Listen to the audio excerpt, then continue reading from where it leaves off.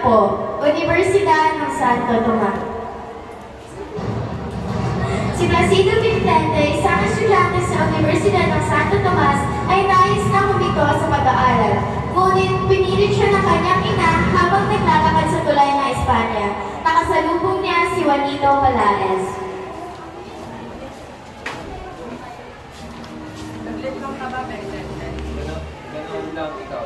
Ito, nagbakasyon si Pati. Nakilala ang mahirap na kasintahan ko. Habang tumatawa si Juanito, madali magtingin ni Placido.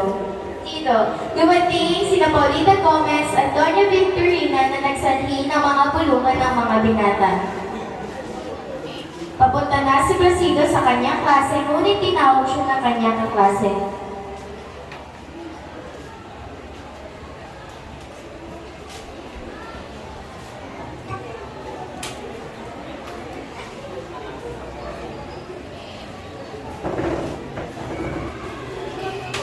Pakilagda.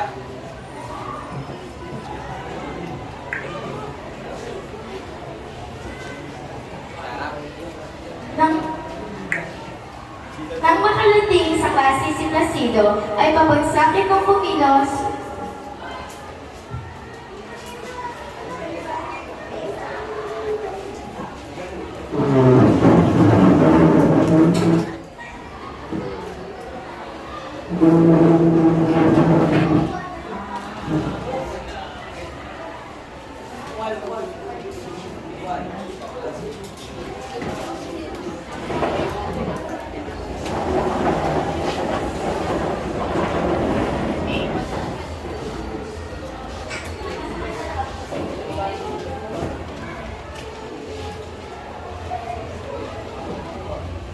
Nang makarating sa klase si Placido, ay pabagsak itong kumilos at walang ingat na ikinainis ni Padre Milon.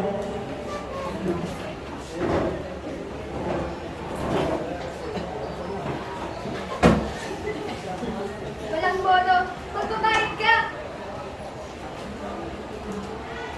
Juanito Artugel, gumising ka! Hindi ka ba nakikinig sa klase? Aray. Sige, ikaw talaga. Sagutin mo ang tanong ko. Mas mainam. Ikaw, sagutin mo ang tanong ko. Dalawang maglima. Dalawang lima. Mali ang sagot mo. Ilang beses ka na lumihiman. Kulang na lang ng isa, bakasyon na. Ano bang nangyayari sa'yo, Placido? Bawat ulit. Dagdag lima. Ilan bang limang pakalima?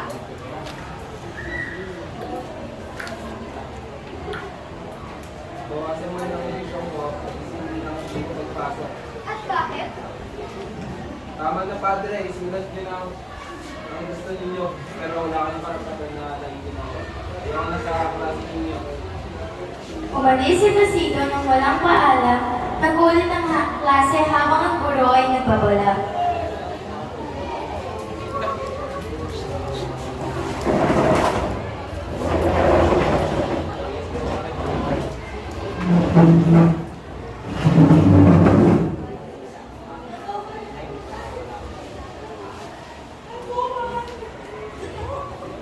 Nang matapos ang klase, ay nagpupulong-pulong sa bahay ni Macarin ng mga estudyante, si Sagani, Sandoval, Juanito, Palaez, Pexton at Debaba. Pinag-uusapan nila ang Akademya ng Wikang Kastila.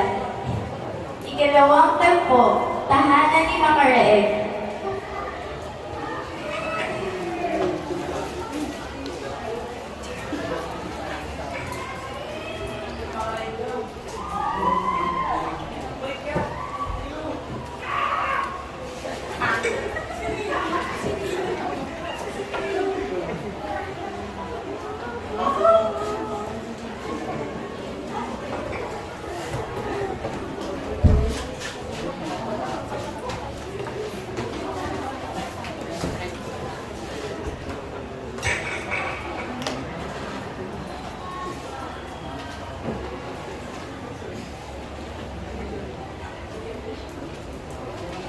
Ako'y makabago at hindi makaprivate. Pero dapat nating kilalanin ang autoridad.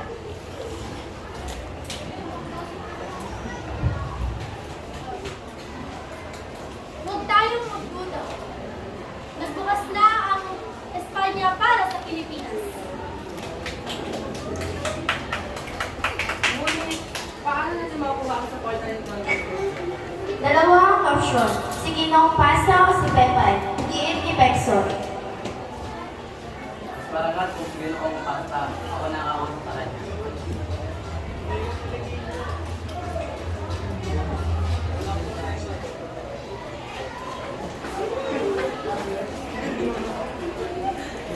Sumang-ayon ang lahat sa mungkahin ni Sagani.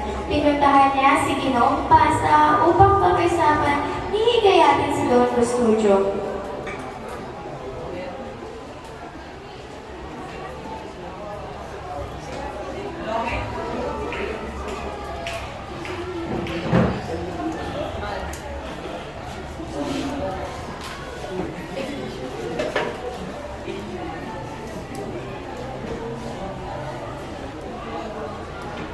Ibig sabihin ito makakakit sa ating kapalaan.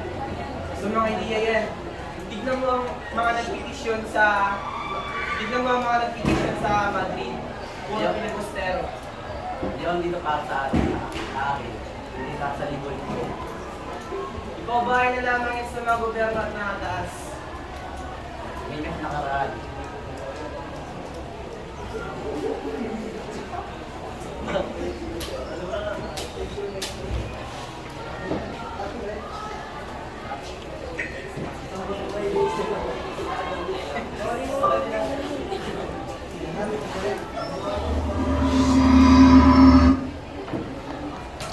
Okay.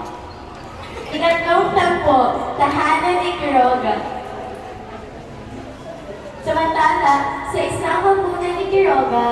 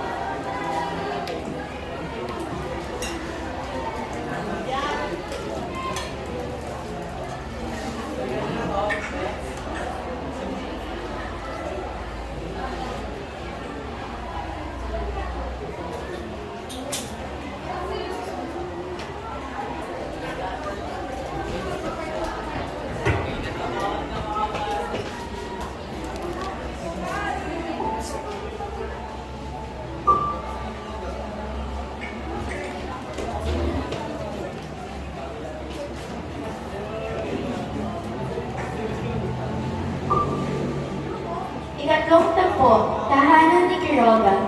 Samantala, sa isang hapunan ni Quiroga, isang negosyanteng in-check, dumalo ang mga kilalang panauhin, kabilang si Simon. Quiroga, nasa na ba? Sir, Actually, Loki, Simon, bakit nakakot sila? Napakaraming tauhan, napakaraming pagkain. Paano kayo lugi? Dinala ni Quiroga si Simon sa isang silid at ipiniliwanag ang kanyang problema. Ibinigay niya ang 3 pulsera sa isang babaeng kaibigan ng makapangyarihang lalaki at madami siyang pautang na hindi nababayaran.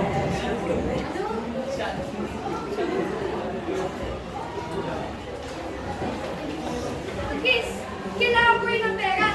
Pero ayos lang. Dadagdagan ko lang ang kanilang utang. Mula sa shopping, ay gagawin ko itong 10. Quiroga, kinakailangan na ang mga baril at mga armas ay may tao sa iyong tahanan. Naiintindihan mo ba? Nagwalaman si Quiroga sa sinabi ni Simon. Huwag kayong matakot. Itatago ang mga armas sa iba't ibang mga bahay. Marami tayong kikitain na pagkataon.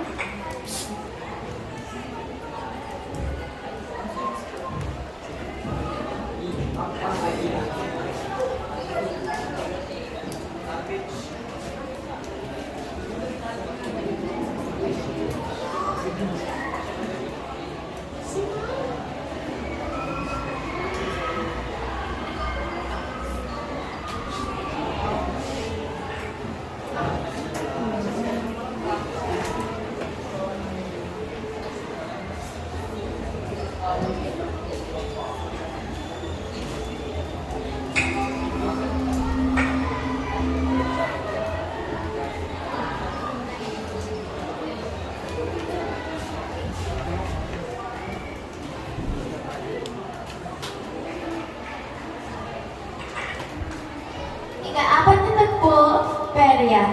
Tao, musika, ilaw at tawanan ng pumuno sa perya sa malamig na gabi ng Enero. Magkakasama sina Padre Camora, Padre Salvi, at Benzeb habang naglilipod.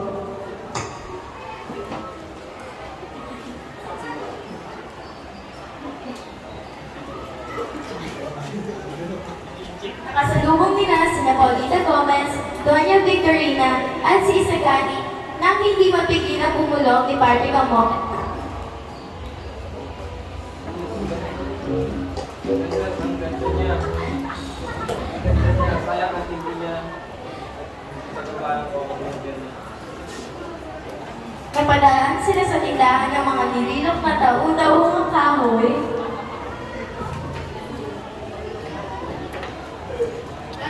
Kabilang ang mga kahawig ng mga bridal.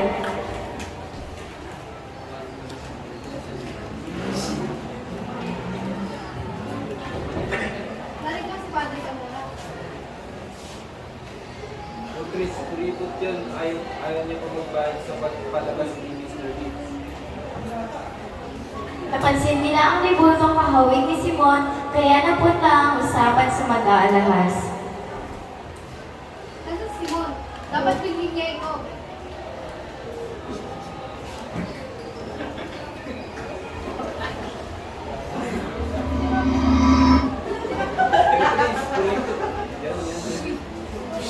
Chris, kuripot. Yan. Chris, kuripot yun. Ayaw niya pa magbayad sa palabas ni Mr. Leeds. Bakit lang siya? Baka malaman nagpapabayan. Baka malaman ng agent. Bakit lang siya? Baka matuklasan kung hindi ng kababayan si Mr. Leeds. Patagpo na sila. Tungo na sila sa lugar kung saan ay may palabas si Mr. Lee.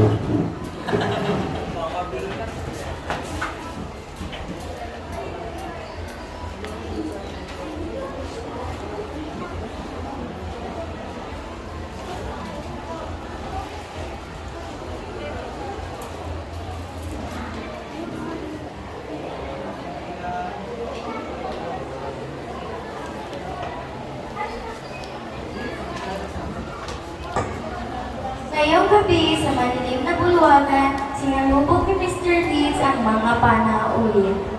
Mami doon, Bibi. Nais ko ipakilala sa iyo. At bubuhayin ko ang nakaraan, kasalukuyan at hinaharap. Mama, Pascal is a choice of the conductor.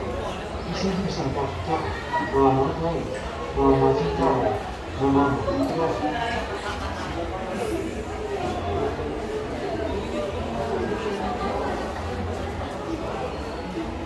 Samantala, sa bahay ni Sarah, nadatnan ni Placido ang inang si Cabezang Anday.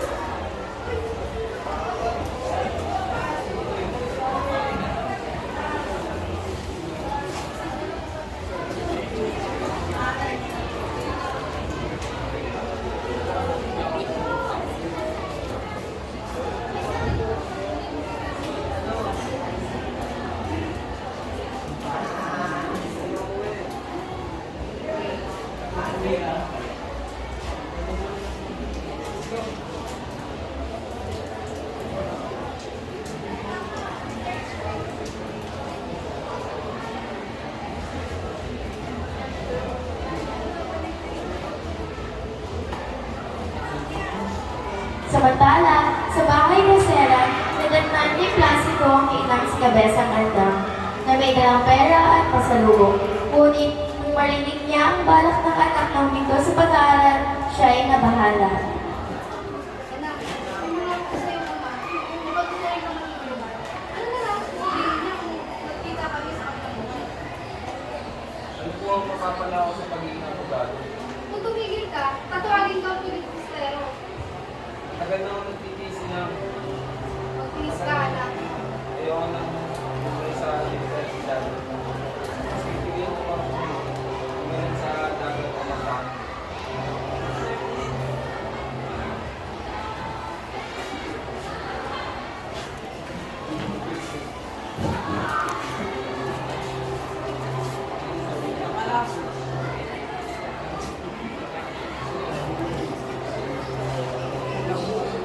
Galit at kadismaya ang dala ni Placido nang lumisan siya.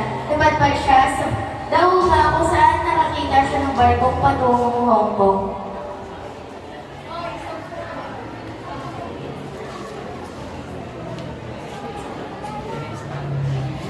Gusto ko nang maging malaya.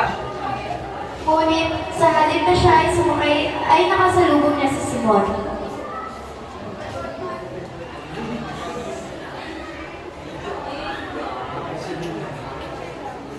Yo, nais ko magpunta sa Hong Kong.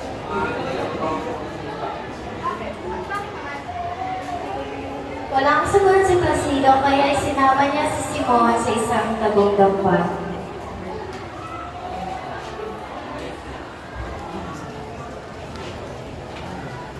Dahil na mga kultura, Hanggang ang lahat, pati ang mga bomba. hindi ang maaari kuturo. Ang tagumpay ko ang magbugpas sa kalayaan ng lahat.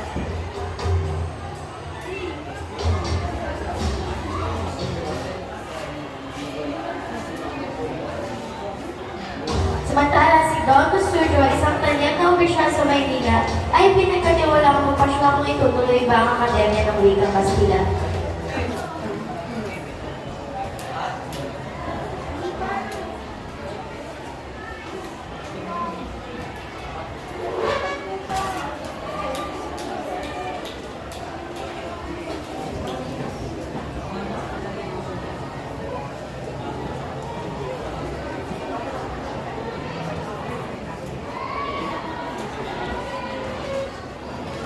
Upang makaangkong mga kultura, dapat ulit-ulitin sa kanila na wala silang kakayahan.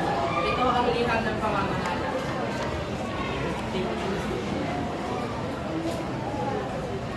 Ikalimang tagpo, Teatro de Variedades. Sa Teatro de Variedades, itinanghal ang Les Claudius de Corneville. Wala nang ticket bago mag-alas 8, kaya mahaba ang pila. Dagsa ang tao, ngunit hindi lahat ay para manood. Dagsa ang mga tao dahil sa mga Friday. Diin ni Comarao Placido. Ngunit ang tugol sa pagtatanghal sina Padre Salvi at Don Custodio.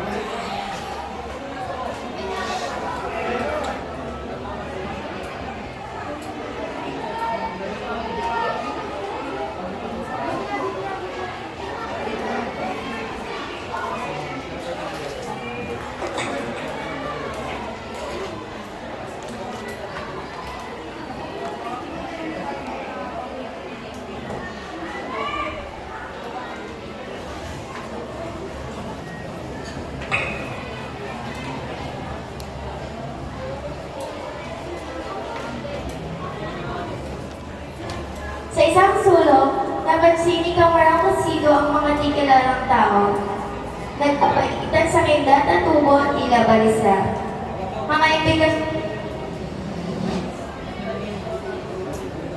Mga investigador o magnanakaw. Giit ito.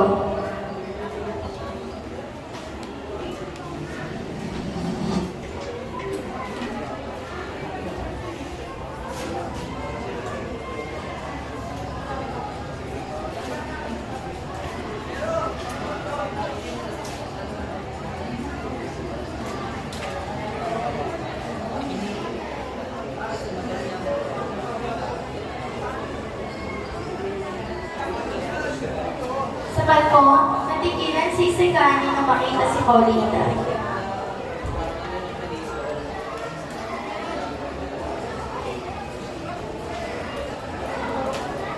Katabi ang karibalan niyang si Juanito.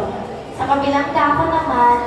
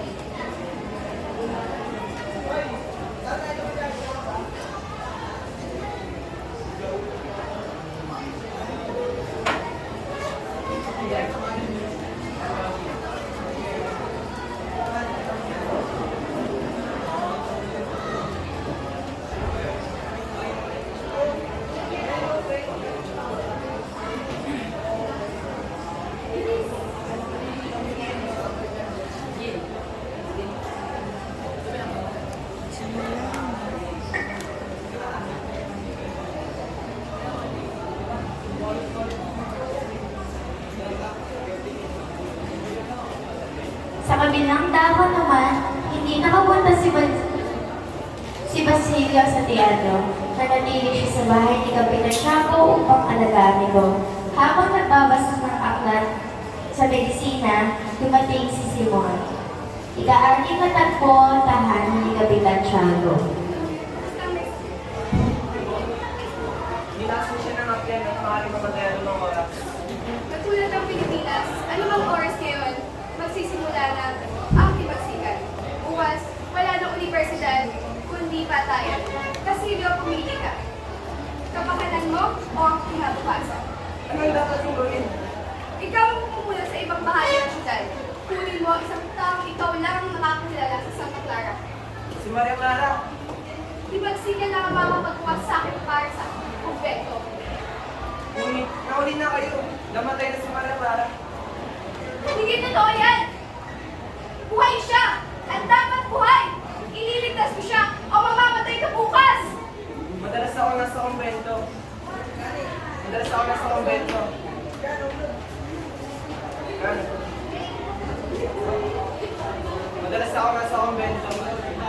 Narito ang liyam ni Padre Salve para kay Padre Rene. Magdamag na umiyak si Kapitan Tiago. Natulala na lamang si Simon na tila hindi makapaniwala dahil sa narinig. Narinig na lamang ni Basilio ang papalayong yabag at malakas na pagsira ng pinto.